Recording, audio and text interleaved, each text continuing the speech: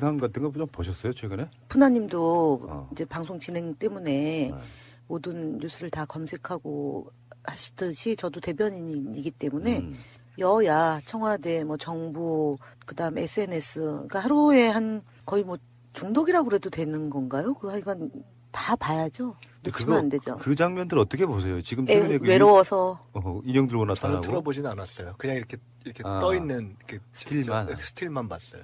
그런 캐릭터는 역대 없었지 않았어요? 뭔 말이에요? 그게 외로워서라는 게. 아니 혼자 그러니까 자기 본인이 울보고 근데 상황이 너무 외로우니까 그래서 인형을 같이 봤다. 그러니까 보통 정치인의 언행으로 좀 보기 힘들죠 이건. 그런 경우 많지 않죠. 처음 봤죠. 처음 보는 캐릭터죠. 약간 지금 멘붕이죠, 없는데 좀 이런 말씀드린 거 죄송하지만 약간 멘탈이 지금 흔들려 있는 상태 아닌가요? 그렇죠. 왜냐하면은 그동안 어쨌든 자신은 당을 위해서 헌신하고 그다음에 앞장서서 싸웠는데 많이 흔들려 있는 상태. 돌아오는 것은 지역위원장을 박탈한 거니까 어처구니가 없는 일이겠죠. 그러고 나서 이제 홍준표 대표의 대응 태도 험한 말 했지 않습니까? 주먹질 주모도 아니고 사이코패스라고 그러고. 네. 사실 홍 대표나 그 유채호나 다 보면 평시에 하는 말씀들이 이렇게 약간 정상 궤도를 좀 벗어나잖아요. 그러니까. 이란선 쌍둥이에 가까운 사람들이었는데 그렇게 갈라서는 가운데 홍준표 재판 결과가 최종 판단이 나와서 내심 기대했을 수도 있잖아요. 홍준표의 파기환송 뭐 이런 정도의 기대도 좀 있을 수 있었는데 그 꿈은 사실 날아갔고요. 어쨌든 자유한국당은 홍준표 씨가 무죄를 받음으로써 뭔가 체제 정비 더 가속이 좀 붙겠죠.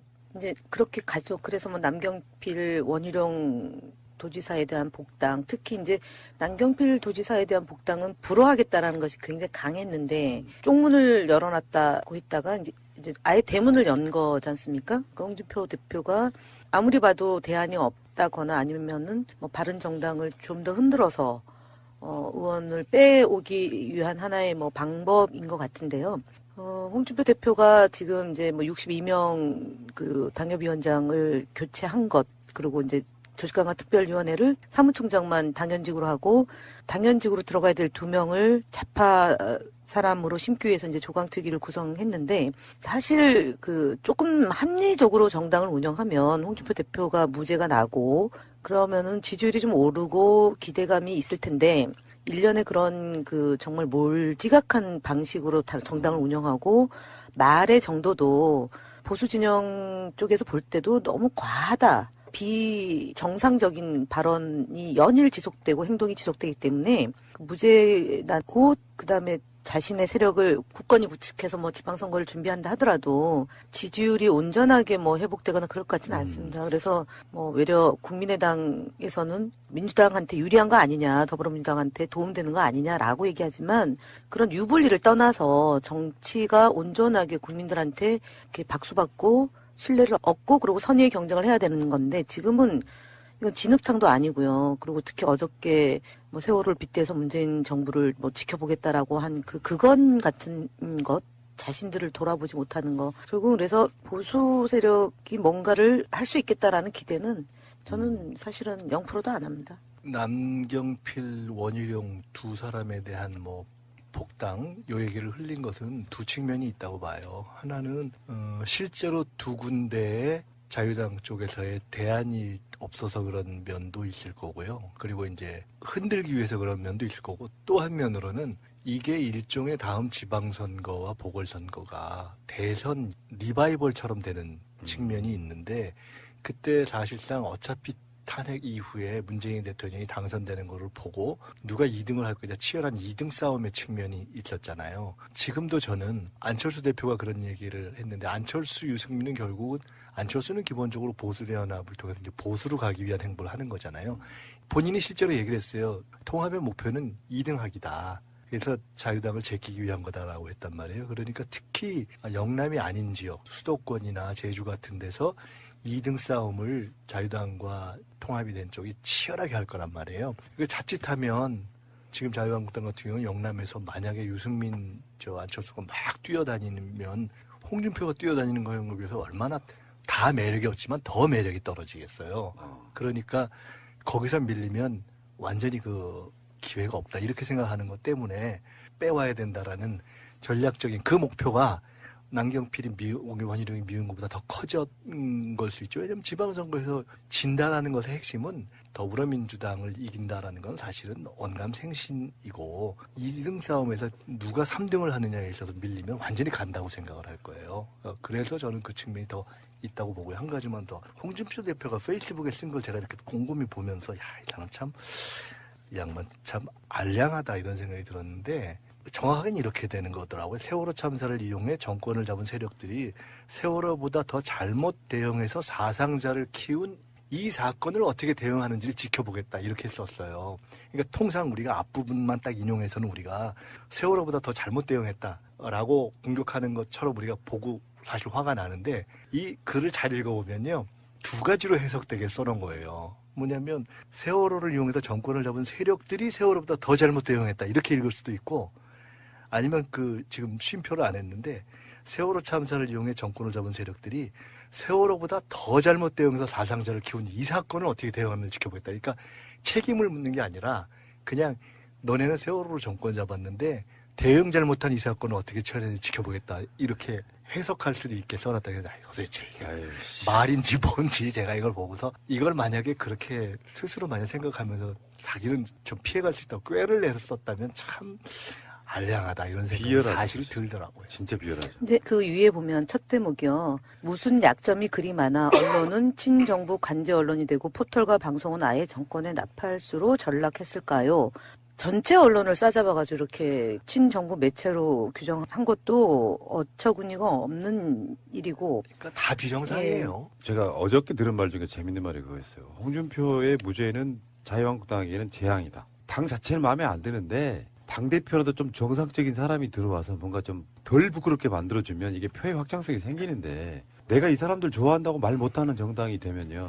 확장성이 생길 수가 없어요. 딱 거기에 머물러 있는 상태에 그런 느낌은 전혀 없는 사람들 같고 어쨌건 이 사람들이 이제 결국에는 바른정당을 가운데 사이에 두고 홍준표와 안철수가 얼마큼 흔들어댈 것인가. 만약에 남경필이나 원희룡 입장에서 자기들이 뭐 재선 3선 이런 걸 노린다면 본인들 입장에서는 조금 더 큰 정당에 나가고 싶은 느낌은 있을 거예요. 근데 홍준표 자체가 그걸 가로막는 측면도 있잖아요. 그럼에도 네. 불구하고 그분들은 자유한국당을 선택할 가능성이 저는 꽤 있다고 봐요. 정치적 선택은 어쩔 수 없다는 네. 거잖아요. 그쪽에서 후보를 내면은 한편으로도 덜 나올 가능성도 있고 확실하게 질 수도 그렇죠. 있고 이런 것 때문에 뭐 하여간 그럴 여지가 있죠. 지금 벌써 2017년 12월이지 않습니까? 이제 선거가 6개월도 안 남았어요. 근데 특히 경기도 같은 경우는 떠오르는 대안이 없어요, 저쪽에는. 남경필이 이제 자유한국당이 아니니까. 네. 결국에는 다시 데려다 써야 되는 어떤 상황에 몰려 있는 것 같습니다. 지금 언론의 구도도 그렇고. 남지사가 이번에 바른정당의 그 전당대회 과정에서 한 이야기를 이렇게 기사에 나온 것만 보면 그 유승민 대표하고 어쨌든 통합을 지향하면서 가자. 소위 보수 통합을. 이런 거에서 얘기가 안 되니까 자기 뭐 질렸다. 이런 말을 한 것으로 본인에게 확인은 안 한 거지만 나오고 이러더라고요. 그러니까 여지는 다 열려 있다고 봐야죠. 논리는 아마 거기서는 보수가 통합돼야 된다는 어떤 명분적 논리는 가지고 있을 거예요. 그러니까 최종 선택을 어떻게 하느냐 하는 것은 지켜봐야 되겠지만 선거를 치르는 데 있어서 어느 쪽이 본인들에게 한편으로도 유리할 것인가는 아마 선거를 두고 재선을 염두에 둔 입장에서는 고민을 하겠죠. 예. 근데 앞으로 지방선거 프레임은 더불어민주당 압승, 뭐 야당 뭐 패배 요 느낌으로 계속 가다 보면은 실제로 지방선거는 인물론도 굉장히 중요하잖아요. 정당 지지율이 많이 떨어져도 지명도 있는 사람이 후보로 나서면 굉장히 선전하는 경우도 있지 않습니까? 그래서 더불어민주당이 거의 대부분 TK 제외하고 다 당선될 거예요 이렇게 했는데 막상 한두 개만 뺏겨도 기분이 묘해지는 상황도 있거든요. 내줄 수 있는 공간도 확보해놓고 있어야 저번에 9대8 났을 때요. 이게 누가 이긴 거냐. 서울시장을 가져간 민주 세력이 이긴 거냐. 뭐 이런 식의 논란도 있었던 것처럼. 흔히 네. 이야기하는 전략적인 낙관주의와 전술적인 비관주의, 신중론 이 두 가지가 전 다 있어야 된다고 네. 보는데요. 결국은 온갖 지금 뭐 안철수, 이승민의 뭐 재편 의도, 뭐 홍준표의 뭐 말도 안 되는 공격 이런 것에도 불구하고 지방선거와 보궐선거도 경우에 따라 한 10개 이상 치러지면 지방선거 못지않은 정치적 의미가 있기 때문에 그 라운드에서 이길 거라고 보지만 민주 세력이 그러나 저는 일단은 만만하지 않을 수 있다는 생각을 염두에 두고 치러야 된다고 봅니다. 왜냐하면 기본적으로 지금 안철수, 유승민이 원하는 것은 저는 바보가 아닌 한 흔히 이야기하는 제3세력을 만들기 위해서만 간다고 저는 보지 않아요. 결국은 1대1 구도를 만들고 그래도 주도권 싸움에 들어간 것이기 때문에 경우에 따라서는 할 만큼 좋은 후보들 내고 안 되는 데는 연대를 해서 소위 대여, 대문재인, 반문재인 전선을 하나로 만들려고 할 것이고 후보 구도는 그렇게 1대1로 될 수도 있다는 걸 염두를 두고 치러야 되고요. 선거는 1대1이 되면 어떤 경우든 만심하고 방심하면 안 되죠. 이번에 국민의당 분들 중에 그런 표현 쓰셨더라고요. 바른정당과 국민의당의 합당. 이걸 통합이라고 표현하고 싶어 하는데 합당이 맞다. 누가 정정해 주셨는데 어쨌든 그 합당은 결국에는 반문재인 세력의 연대 뭐 이런 개념으로 가고 있다. 대통령의 개혁이라든지 이런 거에 대해서는 전혀 관심이 없고 선거를 통해서만 가고 있다 그런 얘기고요. 야, 이거 진짜 심각한 것 같은데. 근데 결국은 아니 이런 말 예. 하는 것 때문에 네. 안철수 대표가 못 간 거예요. 겁나서. 이렇죠. 일단은 안 대표 입장에서는 공론화 과정을 조금 더 거쳤으면 네. 이렇게 안 시끄러웠을 텐데. 네. 근데 안 대표 입장에서는 시간이 없어요. 지금. 없어요. 이제 끝이에요. 네. 예. 왜냐하면 지방선거를 대비해서 성과를 네. 내야 되거든요. 지방선거를 대비해서 성과를 내려면 1월 안에는 어떻게든지 합당의 결과가 나와야 됩니다. 네. 그래야 후보도 뭐 사람들 영입도 하고 공천도 주고 할 거 아니겠습니까? 지금도 촉박해요 시간상. 지금도 촉박하죠, 그렇죠. 연말이 되기 때문에 빨리빨리 진행하고 아마 원하는 거는 올해 안으로 투표를 좀 하기를 바라지 않을까. 그러려면 도를 좀 빨리 던져야 되고 의원총회 거쳐서 본인이 그걸 설득시킬 자신도 없고 오히려 분란이 된다든지 특히 이 박정천 이런 사람들이 막아버리면 오히려 가고자 하는 길에 막힌다고 생각한 것 같아요. 그러니까 기자회견을 바로 던진 게 아닌가. 그래서 21일 날 국회의원회관에서 당무위원회를 그렇죠. 열었어요. 근데 이게 참 보면 어떻게 보면 안철수 대표가 이 의원총회 또 당무회의 다 요식행위 한 게 아닌가. 그래서 의원총회에서 반대 있었는데 그거 다 밀어붙이고 지금 당무회의 할 때도 못 들어가게 반대하고 그랬거든요. 그렇죠. 반대한 네. 사람들이. 그런데 이것도 그냥 밀어붙인 거잖아요. 네. 자, 당무회의 결과는 어떻게 되었습니까? 오는 27일부터 30일까지 중앙선관위 온라인 투표 시스템에서 투표를 진행하기로 했어요. 전 당원이. 그리고 이번 당무위원회에는 전 당원 투표 실시의 건으로 의결이 됐는데 예. 제적 75명 중에 48명이 참석해서 45명이 찬성했습니다. 왜냐하면 국민의당 당무위원회는 대표, 최고위원, 사무총장, 정책위의장, 윤리위원회 위원장, 당무감사위원장 이런 분들이 70여 명으로 구성되는데 그렇죠. 모두 안 대표와 가까운 분들로 구성이 돼 있어요. 당직자들이잖아요. 그러니까요. 결국 그러면 이제 하게 될 것 같아요. 아까 제가 말한 당헌 요식행위가 돼버렸어요. 그렇죠. 하게 되면 저는 투표를 하면 안철수 대표는 좀 유리한 결과가 나지 않을까 생각 좀 들어요. 어차피 이제 지금 31일 날 투표 결과가 나온다고 그러면 네. 얼마 지금 안 걸릴 것 같은데 과연 지금 반대파, 통합 반대파라고 표현할 수 있는데 이 호남 중진들이나 뭐 천정배, 정동영 이런 의원들이 이걸 막을 수 있을지는 사실 저는 좀 의문. 왜냐하면 직전에 전당대 했잖아요, 국민의당. 안철수 대표가 50% 이상의 득표를 했거든요. 그러니까 아마 이런 어떤 계산을 다 한 상황에서 어떤 지금 수를 던진 게 아닌가 저는 좀 그렇게 생각이 좀 듭니다. 예, 그러니까 지금 어쨌든 뭐 전당원 투표기 때문에 시간도 촉박하고 어디 체육관에서 모여서 하는 건 불가능하고요. 그렇죠. 뭐 ARS 방식을 쓰겠다 이렇게 된 것 같아요. ARS로 한다는 거죠. 이 자체를 가지고 사실은 지금 당헌 당규 위반이다라고 해서 반대파들은 반대를 하는데 제가 봤을 때는 그런 건 다 무시하고 계속 갈 것 같고요. 지금 당헌 당규가 뭐 없는 것 같아요 보니까. 예. 근데 문제는 지금 안철수 그 대표 측이 파악이 못한 게 하나 있는 것 같은데요. 네. 지금 당헌 당규에 보면 전 당원 투표를 실시할 경우에는 33.3% 이상의 투표율을 얻어야 그 결과가 성립한다고 딱 조문에 막혀 있습니다. 네, 총수의 아하, 3분의 1 그건 이상 문제네. 투표가 있어야 되죠. 그러니까 아 당원 총수의 3분의 1? 네. 그렇습니다. 이게 쉬운 게 그 아닙니다. 확보가 안 돼요. 우리 주민투표 지방자치법에 이 예전에 오세훈 시장이 그 무상급식 투표? 했던 게 3분의 1을 못 얻었거든요, 결국은. 예. 그래서 무효가 됐는데 그만큼 투표 선거권자 이 투표권자가 이 제적 3분의 1이 나온다는 거는 상당히 어려운 일이에요. 지금 유권자 당원이 27만 명 된답니다. 아유, 그럼 뭐 얼마야? 9만 명 넘어야 됩니다. 쉽지 않네. 쉽지 않은 것 같은데. 김철근 대변인도 이렇게 얘기했어요. 당원 투표를 청구하면 3분의 1 참여에 50% 이상 찬성해야 유효하다는 것이지만 당무위 의결로 규정한 것은 그 규정을 적용받지 않는다.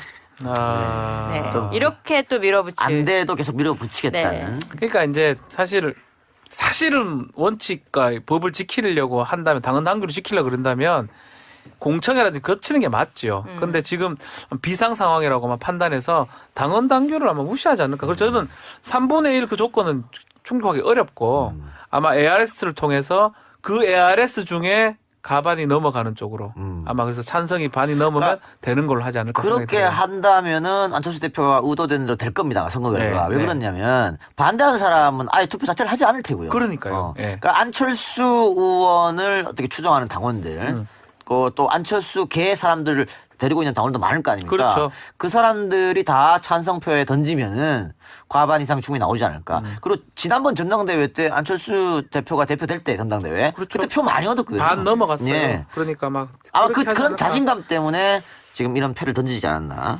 그렇게 생각이 됩니다. 온라인 투표 또 ARS로 하면 사실 실력 저지로 어떻게 막을 수가 수가 없거든요. 없어요. 실력 저지 오랜만에 듣네요.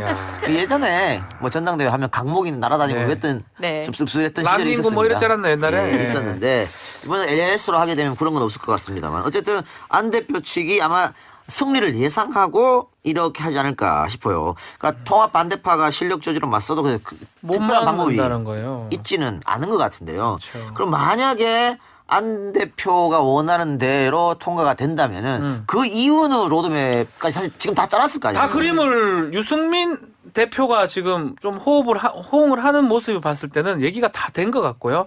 다만 저는 바른정당이 100% 따라올까는 좀 의문이에요. 자유한국당이 지금 문을 좀 열어놨잖아요. 그 일부 당협위원장 자리를 남겨놨어요. 네. 그 부분을 지금 이 상황에서 우리 소위 말하는 이삭죽기라고 언론에서 표현하더라고요. 중간에서 이탈하는 바른정당 의원들이 자유한국당 쪽으로도 갈 가능성도 있다. 뭐 그렇게 보면 일부만 국민의당으로 또 가려고 하지 않을까. 또 그런 또 소용돌이가 생길 수도 있을 것 같아요.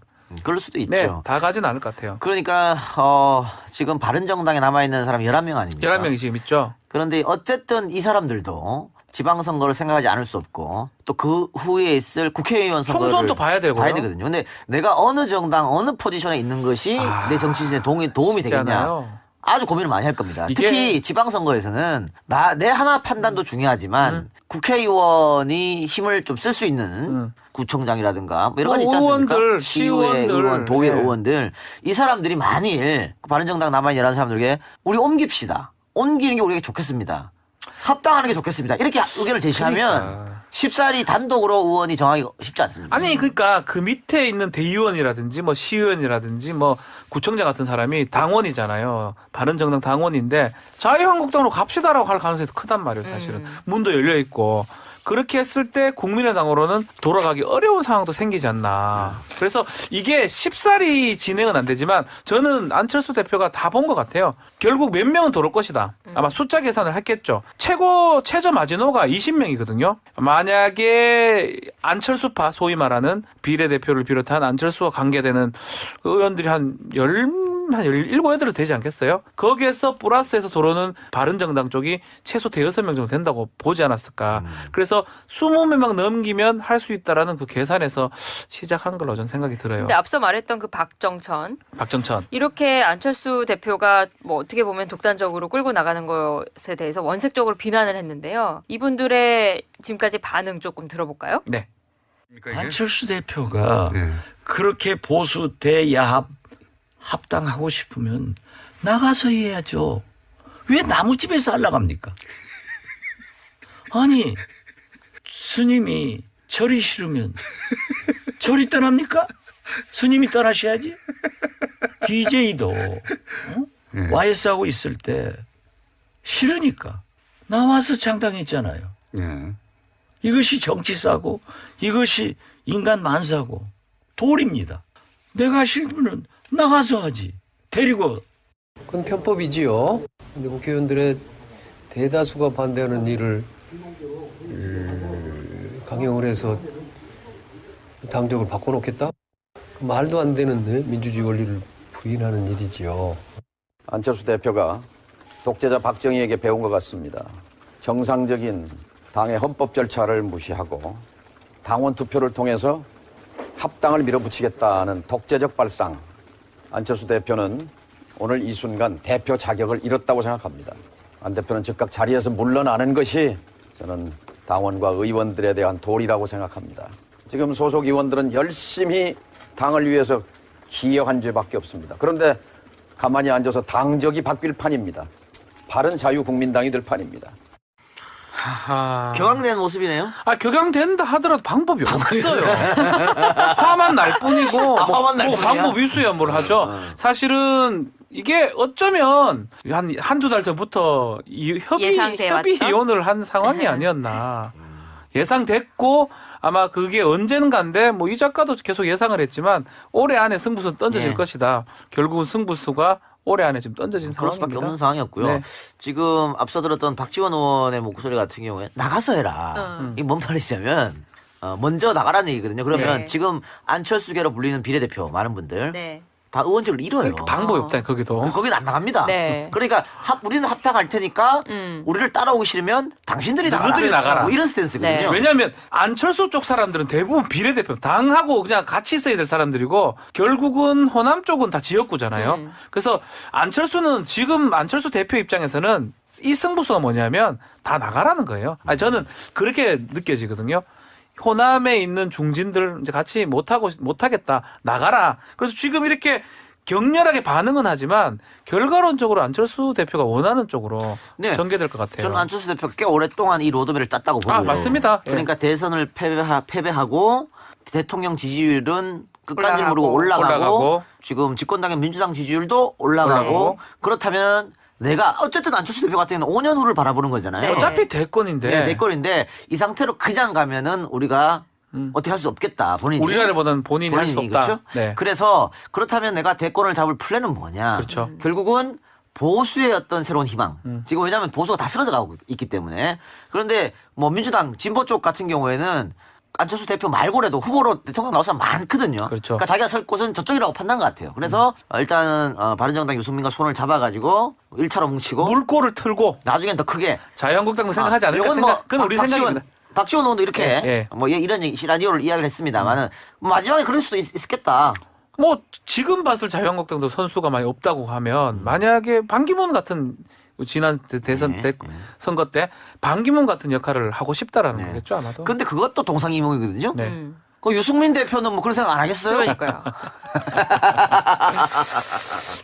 근데 예. 우리가 모두의 데자뷰 얘기를 했는데 참 2년 전하고 참 비슷한 것 같아요. 그렇습니다. 그때는 당시 문재인 대표가 이 당권은 잡기는 잡았었는데 상당히 힘들었잖아요. 그렇죠. 그 흔들었던 사람이 안철수 아니었나요?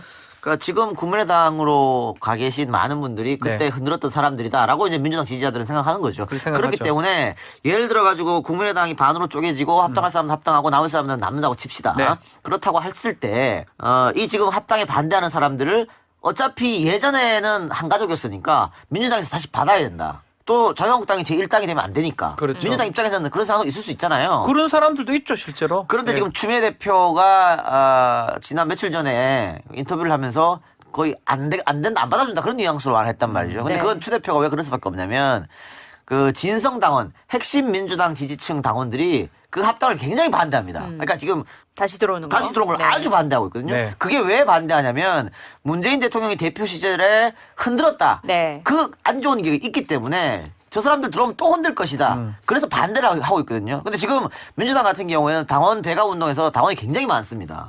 그리고 당원들한테 힘을 실어주는 정책도 많이 하고 있거든요. 그 상황에서 당원들의 어떤 의지를 무시하고 대표나 의원 몇 않죠. 명이 독단적으로 받읍시다. 않아요. 이렇게 하기 쉽지 않다는 거죠. 네. 그러니까 결국은 뭐 저희가 뭐 이 시점에 뭐 상황을 판단이 어렵지만 결국 다당으로 갈 가능성이 높아 보이는 상황이에요, 사실은. 지금 여당 입장에서 만약에 그 호남에서 중진들 호남 지역구당 국민의당에서 만약 나온다 그러면 그걸 받기도 사실 만만치 않은 상황이거든요. 그렇기 때문에 또 새로운 어떤 정계 개편의 어떤 모습이 되지 않을까. 그리고 굳이 그걸 받기에는 벌써 호남 쪽에 자리를 다 잡았어요. 그건 뭐라 하죠? 당협위원 예. 예, 다 민주당 쪽으로 다 해놨기 때문에 그렇습니다. 새로 받는 것도 사실 어려운 상황이라고 봐야 그렇게 될것 했을 같아요. 때는 또 분란이 일어날 수밖에 그렇죠. 없는 거죠. 특히 내 이제 자리인데 왜 그렇습니다. 뺏기노? 네, 그럴 수밖에 없는 거죠. 지금 자유한국당이 다 그렇잖아요. 당협위원장 지금 하면서 난리 났잖아요. 근데 지금 또 재밌는 게 말이죠.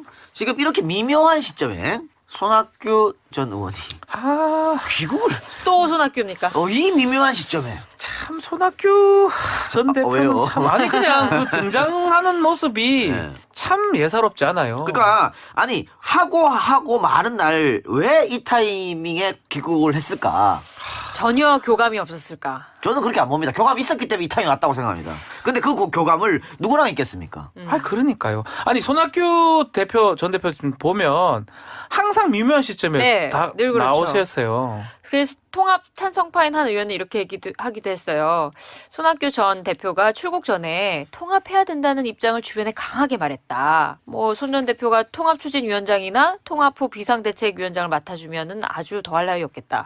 그렇게 되면 안철수 의원 쪽에서는 천군만마를 얻게 되는 거죠. 그렇죠. 아이고. 그리고 박정천하고 같은 급이라고 봐도 돼요. 아니, 그럼요. 손학규면. 예. 그리고 만약에 그 손학규 전 의원 쪽에서 안철수 대표 손을 들어주는 순간 아까 얘기했던 뭐 전당원 투표는 무조건 통과라고 봐야 됩니다. 100% 되죠. 그렇게 볼 수밖에 그러면, 없는 네. 것이죠. 그러면서 그 인천공항에 와서 기자들과 만났잖아요. 네. 만나면서 중도 통합 세력의 중심적 역할을 해야 된다. 뭐. 나도 힘을 보탠다. 하시겠다는 얘기네요. 그 말이 그 네. 말이에요. 야. 똑같잖아. 그 말이 그 말이에요. 의원님 말 좀 쉽게 해요. 그냥 그러니까요. 하겠다고 하세요. 네, 이게 하겠다. 예, 중도 통합 세력을 저는 안철수를 돕겠습니다라고 하고 네. 똑같은 말 더 같아요. 좋네요. 예. 박정천은 그럼 어떻게 됩니까? 여기 호남 쪽의 의원님들은 어떻게 하셔야 돼요? 근데 박정천이 그 정치력이라는 게 사실은 호남에서는 이게 사람의 개인 역량이거든요. 뭐 당도 아니고 이 개인 박정천의 역량이 뛰어나기 때문에 그렇지만 지금 상황에서 어떻게 할 수 있을까? 이게 총선도 아니에요. 네. 지방선거를 앞두고 있고 네. 또 우리 민주당 쪽하고 대통령 지지도가 상당히 네. 높은 상황이기 때문에 박정천도 이번에 쉽지 않다. 돌아가기도 저는 그렇게 쉽지 생각이 들어요. 않고. 그러니까 아까 말씀드린 대로 돌아가는 게 쉽지 않습니다. 네. 또 돌아가도 쉽지 않고 본인들이 당을 하나 또 만든다든가. 셋이. 그렇게 아니 뭐 셋이하고 뭐 호남에 어쨌든 몇몇 네. 지금 반대하는 의원들이 네. 함께 그렇죠. 한다고 가정했을 때 그 네. 사람들이 이번 지방선거에 공천을 내서 다른 곳에는 공천 못 낼 거 아니에요. 호남은 호남만 낸다 된다죠. 아니에요. 아니에요. 그런데 안 된단 말이에요. 그게 민주당을 지금. 이길 수 있을까요? 그게 문제라는 거예요. 어렵죠. 지금 어렵다. 상황에서. 현실적으로 네. 어렵다고 볼 수밖에 없습니다. 그렇죠. 그러니까 의미가 없다는 거예요. 지금은. 그리고 그리고 아주 사면초가 여기서. 그렇게 되면 3년 뒤 총선도 어려워지거든요. 아, 그거 있어야지 총선을 할 거 아니에요.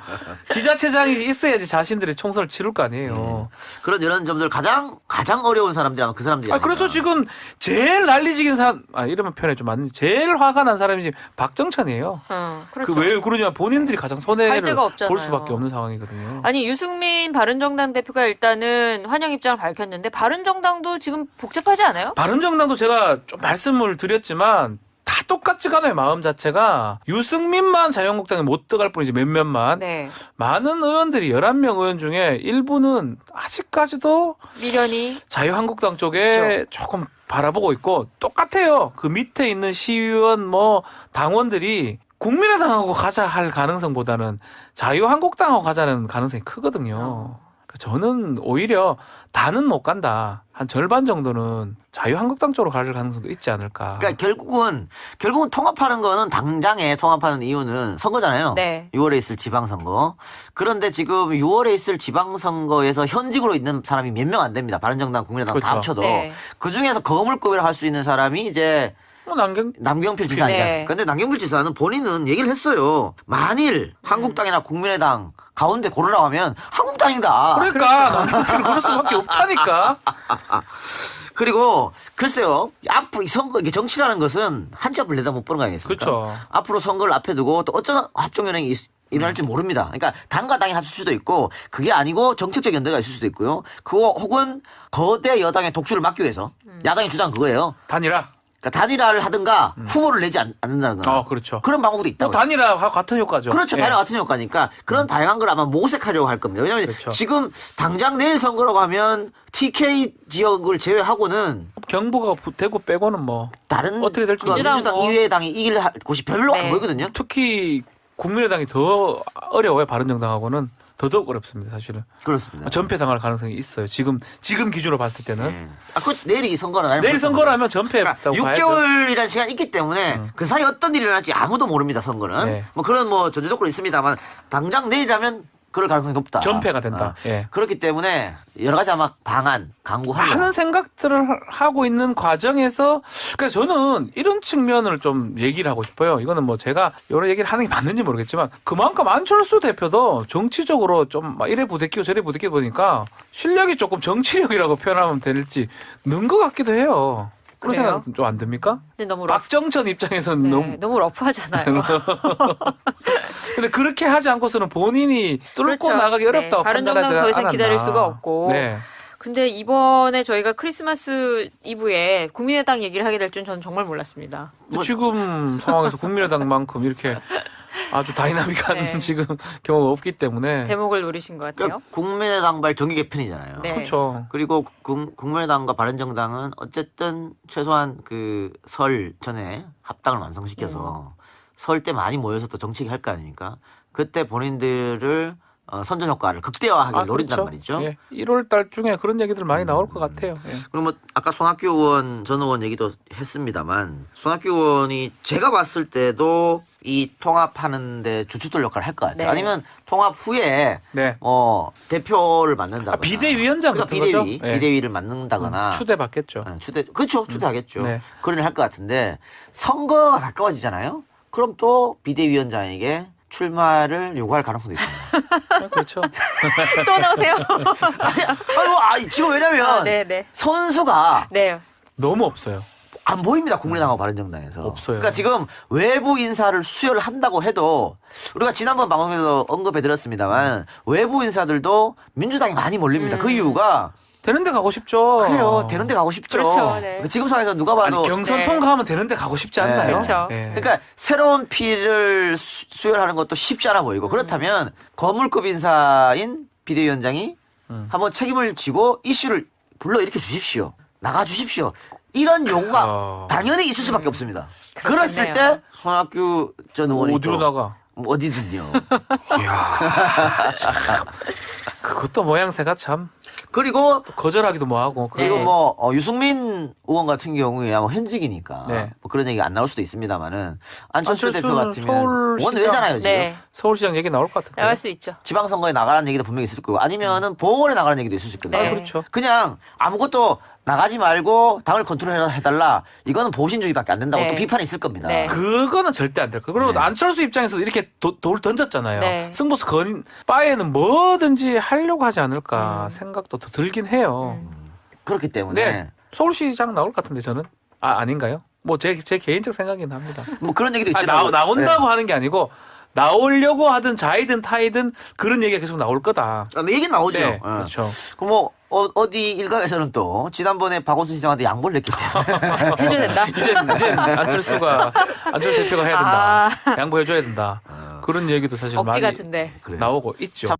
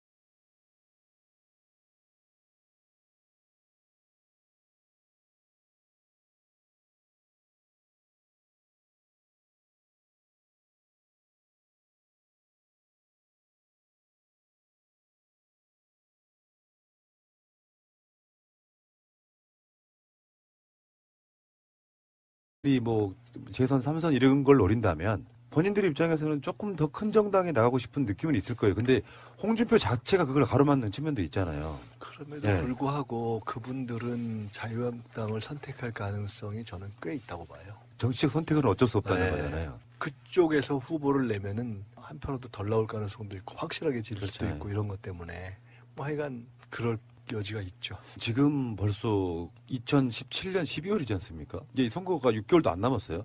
근데 특히 경기도 같은 경우는 떠오르는 대안이 없어요. 저쪽에는. 남경필이 이제 자유한국당이 아니니까 네. 결국에는 다시 데려다 써야 되는 어떤 상황에 몰려 있는 것 같습니다. 지금 언론의 구도도 그렇고. 남지사가 이번에 바른정당의 그 전당대회 과정에서 한 이야기를 이렇게 기사에 나온 것만 보면 그 유승민 대표하고 어쨌든 통합을 지향하면서 가자. 소위 보수 통합을 이런 거에서 얘기가 안 되니까 자기 뭐 질렸다 이런 말을 한 것으로 본인에게 확인은 안 한 거지만 나오고 이러더라고요. 그러니까 여지는 다 열려 있다고 봐야죠. 논리는 아마 거기서는 보수가 통합돼야 된다는 어떤 명분적 논리는 가지고 있을 거예요. 그러니까 최종 선택을 어떻게 하느냐 하는 것은 지켜봐야 되겠지만 선거를 치르는 데 있어서 어느 쪽이 본인들에게 한편으로도 유리할 것인가 하는 아마 선거를 두고 재선을 염두에 둔 입장에서는 고민을 하겠죠. 예. 근데 앞으로 지방선거 프레임은 더불어민주당 압승, 뭐 야당 뭐 패배 요 느낌으로 계속 가다 보면은 실제로 지방선거는 인물론도 굉장히 중요하잖아요. 정당 지지율이 많이 떨어져도 지명도 있는 사람이 후보로 나서면 굉장히 선전하는 경우도 있지 않습니까? 그래서 더불어민주당이 거의 대부분 TK 제외하고 다 당선될 거예요 이렇게 했는데 막상 한두 개만 뺏겨도 기분이 묘해지는 상황도 있거든요. 내줄 수 있는 공간도 확보해놓고 있어야 저번에 9대8 났을 때요. 이게 누가 이긴 거냐. 서울시장을 가져간 민주 세력이 이긴 거냐. 뭐 이런 식의 논란도 있었던 것처럼. 흔히 네. 이야기하는 전략적인 낙관주의와 전술적인 비관주의, 신중론 이 두 가지가 전 다 있어야 된다고 네. 보는데요.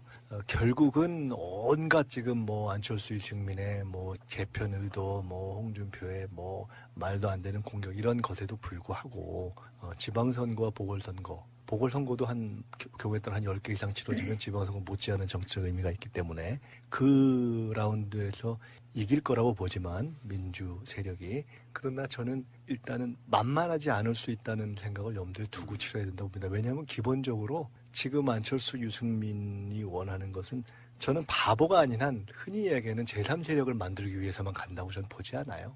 결국은 1대1 구도를 만들고 그래도 주도권 싸움에 들어간 것이기 때문에 경우에 따라서는 할 만큼 좋은 후보들 내고 안 되는 데는 연대를 해서 소위 대문재인, 반문재인 전선을 하나로 만들려고 할 것이고 후보 구도는 그렇게 1대1로 될 수도 있다는 걸 염두를 두고 치러야 되고요. 선거는 1대1이 되면 어떤 경우든 만심하고 방심하면 안 되죠. 이번에 국민의당 분들 중에 그런 표현 쓰셨더라고요.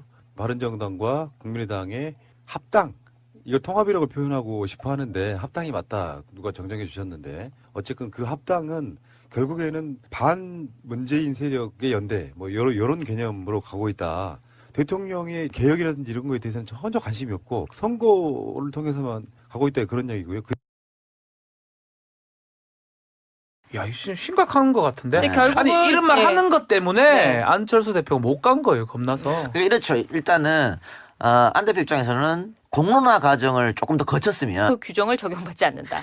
아. 네. 이렇게 또 밀어붙일. 안 돼도 계속 밀어붙이겠다는. 그러니까 이제 사실은 원칙과 법을 지키려고 한다면 당헌 당규를 지키려고 그런다면 공청회라든지 거치는 게 맞죠. 근데 지금 비상 상황이라고만 판단해서 당헌 당규를 아마 무시하지 않을까. 그래서 저는 3분의 1 그 조건은 충족하기 어렵고 아마 ARS를 통해서 그 ARS 중에 가반이 넘어가는 쪽으로 아마 그래서 찬성이 반이 넘으면 그러니까 되는 걸로 하지 않을까 생각이 그렇게 들어요. 한다면은 안철수 대표가 의도된 대로 될 겁니다. 선거 결과가. 네, 왜 네. 그러냐면 반대하는 사람은 아예 투표 자체를 하지 않을 테고요. 그러니까요. 예. 그러니까 안철수 의원을 어떻게 추정하는 당원들, 또 안철수 계 사람들을 데리고 있는 당원도 많을 거 아닙니까? 그렇죠. 그 사람들이 다 찬성표에 던지면은 과반 이상 충분히 나오지 않을까. 그리고 지난번 전당대회 때 안철수 대표가 대표될 때 전당대회 그렇죠. 그때 표 많이 얻었거든요. 반 넘어갔어요. 예. 그러니까 막 아마 그렇게 하지 그런 않을까. 자신감 때문에 지금 이런 표를 던지지 않았나 그렇게 생각이 됩니다. 온라인 투표 또 ARS로 하면 사실 실력 저지로 어떻게 막을 수가 없거든요. 없어요. 실력 저지 오랜만에 듣네요. 예전에 뭐 전당대회 하면 강목이 날아다니고 네. 그랬던 네. 좀 씁쓸했던 시절이 란닝구 있었습니다. 뭐 이랬지 않았나 옛날에? 예, 예. 있었는데 이번에 AS로 하게 되면 그런 건 없을 것 같습니다만 어쨌든 안 대표 측이 아마 승리를 예상하고 이렇게 하지 않을까 싶어요. 그러니까 통합 반대파가 실력 저지로 맞서도 못 특별한 방법이 막는다는 거예요. 있지는 않은 것 같은데요. 그렇죠. 그럼 만약에 안 대표가 원하는 대로 통과가 된다면은 그 이유는 로드맵까지 사실 지금 다 짜놨을 거 아니에요. 다 그림을 유승민 대표가 지금 좀 호응을 하는 모습을 봤을 때는 얘기가 다 된 것 같고요. 다만 저는 바른정당이 100% 따라올까는 좀 의문이에요. 자유한국당이 지금 문을 좀 열어놨잖아요. 그 일부 당협위원장 자리를 남겨놨어요.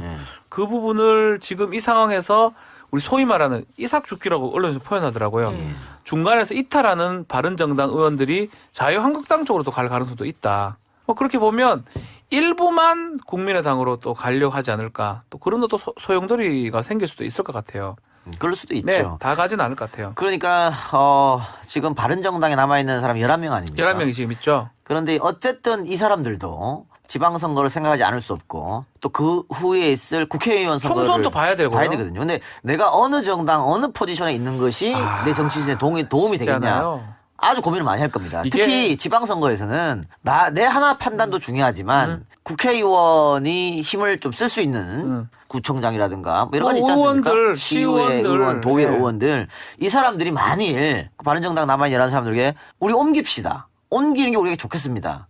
합당하는 게 좋겠습니다. 이렇게 의견을 제시하면 그러니까. 쉽사리 단독으로 의원이 정하기 쉽지 않습니다. 아니 그러니까 그 밑에 있는 대의원이라든지 뭐 시의원이라든지 뭐 구청장 같은 사람이 당원이잖아요. 바른정당 당원인데 자유한국당으로 갑시다라고 할 가능성이 크단 말이에요. 사실은 문도 열려 있고 그렇게 했을 때 국민의당으로는 돌아가기 어려운 상황도 생기지 않나. 그래서 이게 쉽사리 진행은 안 되지만 저는 안철수 대표가 다 본 것 같아요. 결국 몇 명은 들어올 것이다. 아마 숫자 계산을 했겠죠. 최저 마지노가 20명이거든요. 만약에 안철수파 소위 말하는 비례대표를 비롯한 안철수와 관계되는 의원들이 한 17, 8은 되지 않겠어요? 거기에서 플러스해서 들어오는 바른정당 쪽이 최소 5-6명 정도 된다고 보지 않았을까. 이를 흘린 것은 두 측면이 있다고 봐요. 하나는 실제로 두 군데의 자유당 쪽에서의 대안이 없어서 그런 면도 있을 거고요. 그리고 이제 흔들기 위해서 그런 면도 있을 거고 또 한면으로는 이게 일종의 다음 지방선거와 보궐선거가 대선 리바이벌처럼 되는 측면이 있는데 그때 사실상 어차피 탄핵 이후에 문재인 대통령이 당선되는 거를 보고 누가 2등을 할 거냐 치열한 2등 싸움의 측면이 있었잖아요. 지금도 저는 안철수 대표가 그런 얘기를 했는데 안철수, 유승민은 결국은 안철수는 기본적으로 보수대연합을 통해서 이제 보수로 가기 위한 행보를 하는 거잖아요. 본인이 실제로 얘기를 했어요. 통합의 목표는 2등 하기다. 그래서 자유당을 제끼기 위한 거다라고 했단 말이에요. 그러니까 특히 영남이 아닌 지역, 수도권이나 제주 같은 데서 2등 싸움을 자유당과 통합이 된 쪽이 치열하게 할 거란 말이에요. 자칫하면 지금 자유한국당 같은 경우는 영남에서 만약에 유승민, 안철수가 막 뛰어다니면 홍준표가 뛰어다니는 거에 비해서 얼마나 다 매력이 없지만 더 매력이 떨어지겠어요. 그러니까 거기서 밀리면 완전히 기회가 없다 이렇게 생각하는 것 때문에 빼와야 된다라는 전략적인 그 목표가 남경필이 원희룡이 미운 것보다 더 커진 걸 수 있죠. 왜냐하면 지방선거에서 진다라는 것의 핵심은 더불어민주당을 이긴다라는 건 사실은 언감생신이고 2등 싸움에서 누가 3등을 하느냐에 있어서 밀리면 완전히 간다고 생각을 할 거예요.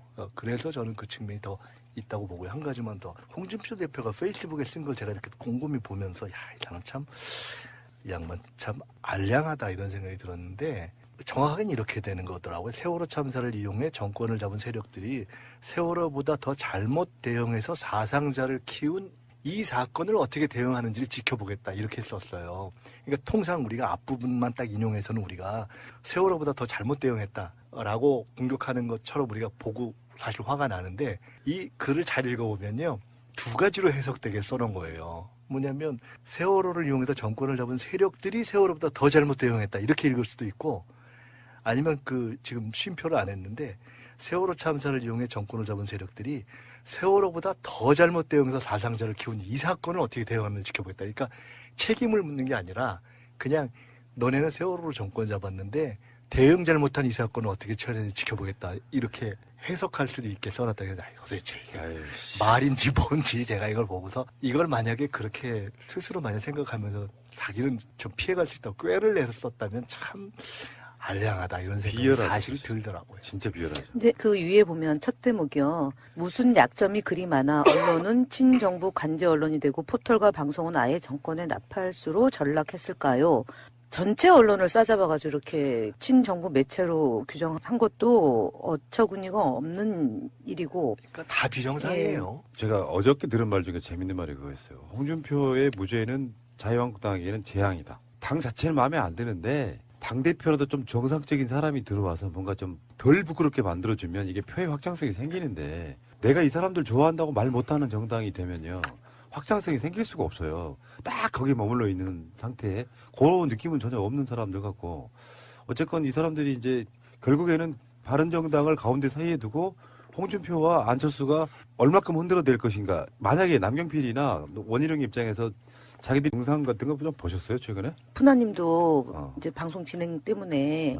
모든 뉴스를 다 검색하고 하시듯이 저도 대변인이기 때문에 여야, 청와대, 뭐 정부, 그다음 SNS, 그러니까 하루에 한 거의 뭐 중독이라고 그래도 되는 건가요? 그 하여간 다 봐야죠. 놓치면 안 되죠. 그 장면들 어떻게 보세요? 지금 최근에 외로워서 인형 들고 저는 나타나고 틀어보진 않았어요. 그냥 이렇게 떠 있는 스틸만 봤어요. 그런 캐릭터는 역대 없었지 않았어요? 뭔 말이에요? 그게 외로워서라는 게. 아니 혼자 그러니까 자기 본인이 울보고 근데 상황이 너무 외로우니까 그래서 인형을 같이 봤다. 보통 정치인의 언행으로 좀 보기 힘들죠 이건. 그런 경우 많지 않죠. 처음 봤죠. 처음 보는 캐릭터죠. 약간 지금 멘붕이죠, 당사자 멘붕. 없는데 좀 이런 말씀드린 건 죄송하지만 약간 멘탈이 지금 흔들려 있는 상태 아닌가요? 그렇죠. 왜냐면은 그동안 어쨌든 자신은 당을 위해서 헌신하고 그다음에 앞장서서 싸웠는데 많이 흔들려 있는 상태. 돌아오는 것은 지역위원장을 박탈한 거니까 어처구니가 없는 일이겠죠. 그러고 나서 이제 홍준표 대표의 대응 태도 험한 말 했지 않습니까? 뭐 주먹집 주모도 아니고 예. 사이코패스라고 그러고. 네. 뭐 사실 홍 대표나 그 유채호나 다 보면 평시에 하는 말씀들이 이렇게 약간 정상 궤도를 좀 벗어나잖아요. 네. 미란서 쌍둥이에 가까운 네. 사람들이었는데 그렇게 갈라서는 가운데 홍준표 재판 결과가 최종 판단이 나와서 내심 기대했을 수도 있잖아요. 홍준표의 파기환송 뭐 이런 정도의 기대도 좀 있을 수 있었는데 그 꿈은 사실 날아갔고요. 어쨌든 자유한국당은 홍준표 씨가 무죄를 받음으로써 뭔가 체제 정비 더 가속이 좀 붙겠죠. 이제 그렇게 가죠. 그래서 뭐 남경필 원희룡 도지사에 대한 복당, 특히 이제 남경필 도지사에 대한 복당은 불허하겠다라는 것이 굉장히 강했는데 쪽문을 열어놨다고 했다가 이제 아예 대문을 연 거지 않습니까? 그러니까 홍준표 대표가 아무리 봐도 대안이 없다거나 아니면은 뭐 바른정당을 좀 더 흔들어서 의원을 빼오기 위한 하나의 뭐 방법인 것 같은데요. 홍준표 대표가 지금 이제 뭐 62명 그 당협위원장을 교체한 것, 그리고 이제 조직강화 특별위원회를 사무총장만 당연직으로 하고 당연직으로 들어가야 될 2명을 좌파 사람으로 심기 위해서 이제 조강특위를 구성했는데 사실 그 조금 합리적으로 정당을 운영하면 홍준표 대표가 무죄가 나고 그러면은 지지율이 좀 오르고 기대감이 있을 텐데 일련의 그런 그 정말 몰지각한 방식으로 다 정당을 운영하고 말의 정도도 보수 진영 쪽에서 볼 때도 너무 과하다. 비정상적인 발언이 연일 지속되고 행동이 지속되기 때문에 무죄 나고 그다음에 자신의 세력을 굳건히 구축해서 뭐 지방선거를 준비한다 하더라도 지지율이 온전하게 뭐 회복되거나 그럴 것 같지는 않습니다. 그래서 뭐 외려 국민의당에서는 민주당한테 유리한 거 아니냐, 더불어민주당한테 도움되는 거 아니냐라고 얘기하지만 그런 유불리를 떠나서 정치가 온전하게 국민들한테 이렇게 박수받고 신뢰를 얻고 그리고 선의의 경쟁을 해야 되는 건데 지금은 이건 진흙탕도 아니고요. 그리고 특히 어저께 뭐 세월호를 빗대서 문재인 정부를 뭐 지켜보겠다라고 한 그건 같은 것, 자신들을 돌아보지 못하는 거. 결국 그래서 보수 세력이 뭔가를 할 수 있겠다라는 기대는 저는 사실은 0%도 안 합니다. 남경필, 원희룡 두 사람에 대한 뭐 복당 요 얘기. 네. 이렇게 안 시끄러웠을 텐데. 네. 근데 안 대표 입장에서는 시간이 없어요. 지금. 없어요. 이제 끝이에요. 네. 예. 왜냐하면 지방선거를 대비해서 성과를 네. 내야 되거든요. 지방선거를 대비해서 성과를 내려면 1월 안에는 어떻게든지 합당의 결과가 나와야 됩니다. 네. 그래야 후보도 뭐 사람들 영입도 하고 공천도 주고 할 거 아니겠습니까? 지금도 촉박해요, 시간상. 지금도 촉박하죠, 그렇죠. 연말이 되기 때문에 빨리빨리 진행하고 아마 원하는 거는 올해 안으로 투표를 좀 하기를 바라지 않을까. 그러려면 도를 좀 빨리 던져야 되고 의원총회 거쳐서 본인이 그걸 설득시킬 자신도 없고 오히려 분란이 된다든지 특히 이 박정천 이런 사람들이 막아버리면 오히려 가고자 하는 길에 막힌다고 생각한 것 같아요. 그러니까 기자회견을 바로 던진 게 아닌가. 그래서 21일 날 국회의원회관에서 당무위원회를 그렇죠. 열었어요. 근데 이게 참 보면 어떻게 보면 안철수 대표가 이 의원총회 또 당무회의 다 요식행위 한 게 아닌가. 그래서 의원총회에서 반대 있었는데 그거 다 밀어붙이고 지금 당무회의 할 때도 못 들어가게 반대하고 그랬거든요. 그렇죠. 반대한 네. 사람들이. 그런데 이것도 그냥 밀어붙인 거잖아요. 네. 자, 당무회의 결과는 어떻게 되었습니까? 오는 27일부터 30일까지 중앙선관위 온라인 투표 시스템에서 투표를 진행하기로 했어요. 전 당원이. 그리고 이번 당무위원회에는 전당원 투표 실시건으로 의결이 됐는데 예. 제적 75명 중에 48명이 참석해서 45명이 찬성했습니다. 왜냐하면 국민의당 당무위원회는 대표, 최고위원, 사무총장, 정책위의장, 윤리위원회 위원장, 당무감사위원장 이런 분들이 70여 명으로 구성되는데 그렇죠. 모두 안 대표와 가까운 분들로 구성이 돼 있어요. 당직자들이잖아요. 그러니까요. 결국 그러면 이제 하게 될 것 같아요. 아까 제가 말한 당원투표. 요식행위가 돼버렸어요. 그렇죠. 하게 되면 저는 투표를 하면 안철수 대표는 좀 유리한 결과 나지 않을까 생각 좀 들어요. 어차피 이제 지금 31일 날 투표 결과가 나온다고 그러면 네. 얼마 지금 안 걸릴 것 같은데 과연 지금 반대파, 통합 반대파라고 표현할 수 있는데 이 호남 중진들이나 뭐 천정배, 정동영 이런 의원들이 이걸 막을 수 있을지는 사실 저는 좀 의문. 왜냐하면 직전에 전당대회 했잖아요, 국민의당. 안철수 대표가 50% 이상의 득표를 했거든요. 그러니까 아마 이런 어떤 계산을 다 한 상황에서 어떤 지금 수를 던진 게 아닌가 저는 좀 그렇게 생각이 좀 듭니다. 예, 그러니까 지금 어쨌든 뭐 전당원 투표기 때문에 시간도 촉박하고 어디 체육관에서 모여서 하는 건 불가능하고요. 그렇죠. 뭐 ARS 방식을 쓰겠다 이렇게 된 것 같아요. ARS로 한다는 거죠. 그러니까 이 자체를 가지고 사실은 지금 당헌 당규 위반이다라고 해서 반대파들은 반대를 하는데 제가 봤을 때는 그런 거 다 무시하고 계속 갈 것 같고요. 지금 당헌 당규 뭐 없는 것 같아요 보니까. 예. 근데 문제는 지금 안철수 그 대표 측이 파악이 못한 게 하나 있는 것 같은데요. 네. 지금 당헌 당규에 보면 전 당원 투표를 실시할 경우에는 33.3% 이상의 투표율을 얻어야 그 결과가 성립한다고 딱 조문에 막혀 있습니다. 네, 총수의 아하, 3분의 1 그건 이상 문제네. 투표가 있어야 되죠. 그러니까 당원 총수의 3분의 1? 네. 그렇습니다. 이게 쉬운 게 그 아닙니다. 확보가 안 돼요. 우리 주민투표 지방자치법에 이 예전에 오세훈 시장이 그 무상급식 투표? 했던 게 3분의 1을 못 얻었거든요, 결국은. 예. 그래서 무효가 됐는데 그만큼 투표 선거권자 이 투표권자가 이 제적 3분의 1이 나온다는 거는 상당히 어려운 일이에요. 지금 유권자 당원이 27만 명 된답니다. 아유, 그럼 뭐 얼마야? 9만 명 넘어야 됩니다. 쉽지 쉽지 않은 것 그런데 같은데. 김철근 대변인도 이렇게 얘기했어요. 당원 투표를 청구하면 3분의 1 참여에 50% 이상 찬성해야 유효하다는 것이지만 당무위 의결로 규정한 것은